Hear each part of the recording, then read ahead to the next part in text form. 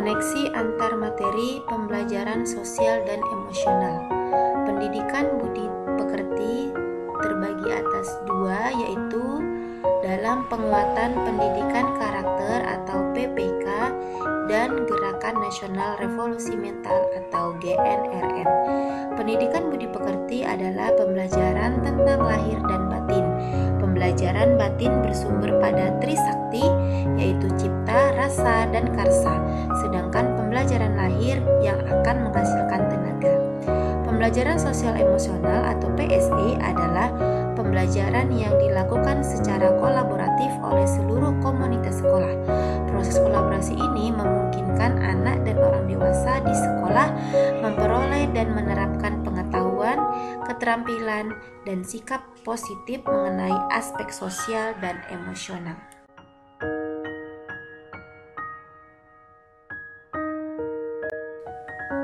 Implementasi pembelajaran sosial emosional terbagi atas 4. Yang pertama, mengajarkan KSE secara spesifik dan eksplisif.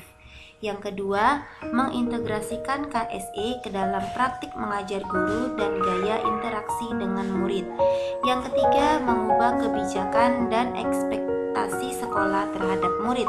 Dan yang keempat, mempengaruhi pola pikir murid tentang persepsi diri, orang lain, dan lingkungannya.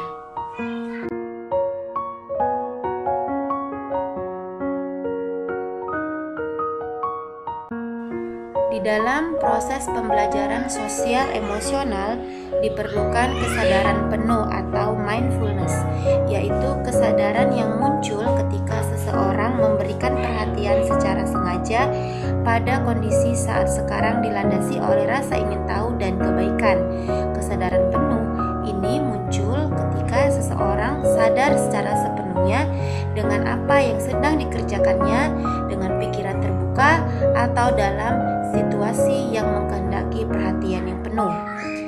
Nah, kesadaran penuh ini dapat dilatih dan ditumbuhkan, salah satunya dengan menggunakan teknik STOP, stop, berhenti, take a deep breath, yaitu menarik napas dalam-dalam, observe, yaitu mengamati yang terjadi pada tubuh, perasaan, dan pikiran, proses, yaitu lanjut kegiatan kembali. Dalam pembelajaran sosial emosional berbasis kesadaran penuh atau mindfulness dapat mewujudkan kesejahteraan hidup atau well-being. Well-being adalah kondisi nyaman, sehat, dan bahagia, memiliki sikap positif terhadap diri sendiri dan orang lain, dapat membuat keputusan, dan mengatur tingkah lakunya sendiri dengan baik. Komponen sosial emosional atau KSE terbagi atas 5. Yang pertama adalah pengelolaan diri, yaitu dapat mengelola emosi diri sehingga mengontrol tindakan yang dilakukan sehingga berdampak positif. Yang kedua yaitu pengambilan keputusan yang bertanggung jawab, yaitu menjadikan pribadi yang lebih bertanggung jawab.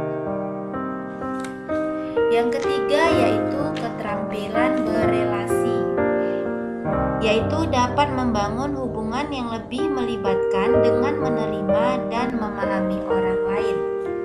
Selanjutnya yang keempat adalah kesadaran sosial atau keterampilan berempati, di mana empati merupakan kemampuan untuk mengenali dan memahami serta ikut merasakan perasaan emosi orang lain sehingga dapat melihat perspektif sudut pandang orang lain.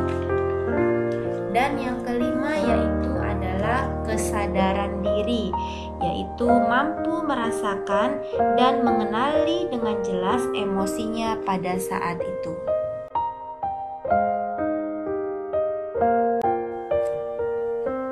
Well-being atau kesejahteraan hidup adalah sebuah kondisi di mana individu memiliki sikap yang positif terhadap diri sendiri dan orang lain.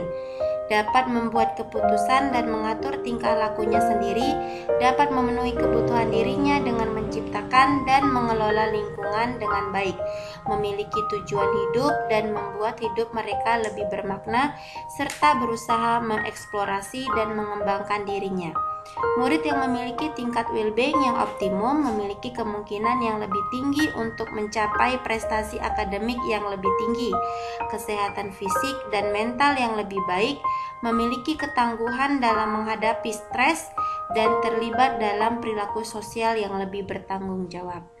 Hubungan mindfulness dan kompetensi sosial emosional dengan berbagai kegiatan berbasis kesadaran penuh atau mindfulness dalam sehari-hari memungkinkan seseorang membangun kesadaran penuh untuk dapat memberikan perhatian secara sadar yang bertujuan berdasarkan keterbukaan pikiran, rasa ingin tahu, dan kebaikan yang akan membantu seseorang dalam menghadapi situasi-situasi menantang dan sulit. Secara saintifik, latihan mindfulness yang konsisten akan memperkuat hubungan sel-sel saraf atau neuron otak yang berhubungan dengan fokus, konsentrasi, dan kesadaran.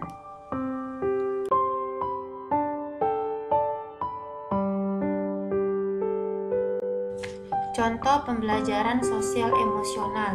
Yang pertama yaitu bernapas dengan kesadaran penuh. Ini adalah latihan yang serupa dengan latihan stop. Yang kedua, identifikasi perasaan, yaitu membaca sebuah cerita yang perasaan tokoh-tokohnya dideskripsikan dengan jelas dalam cerita tersebut. Yang ketiga, melukis dengan jari, yaitu meminta murid untuk menggambar objek atau apa saja yang mereka mau dengan menggunakan jari.